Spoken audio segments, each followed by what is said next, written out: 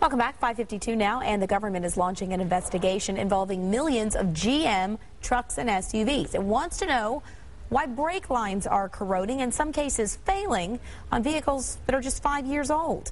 John Matarese is on your side with the details in today's Morning Money.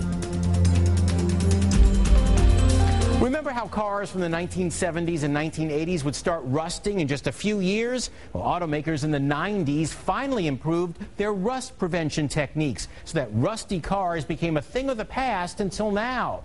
Well, it's back. And then I, panicked. I did. I was like, oh no, oh no. And Beth Farr was driving her daughter home from soccer in her 2003 Buick Rendezvous when the brake pedal suddenly went to the floor. we're going down a hill, and I obviously was putting on my brakes to slow down and hit him to the floor and would not stop. Luckily, Beth says she was able to coast to a stop. So what happened? The shop her car was towed to diagnosed a rusty brake line that snapped like this. There you go.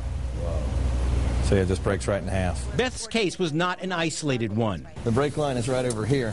Certified mechanic Jim Schulten is seeing more and more cars with rusted lines here at Duber's Auto Repair in Western Hills. It's just eating away at the brake lines, fuel lines. The National Highway Transportation Safety Administration this summer launched an investigation into 6 million GM pickups and SUVs, 99 to 2003.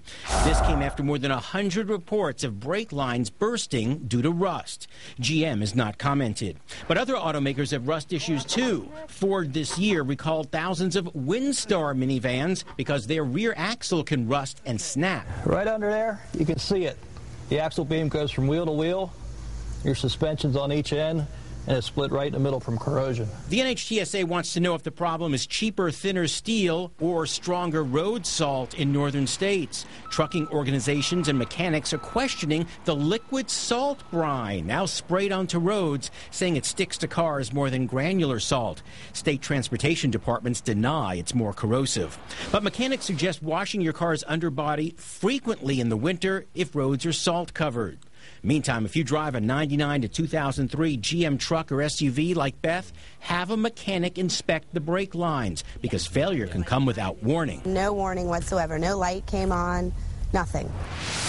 Rust checking is especially important when buying a used car. You just don't know if it spent its first years never getting washed somewhere where salt may have covered it for 6 months at a time. So have a pro inspect it so you don't waste your money. I'm John Matarese.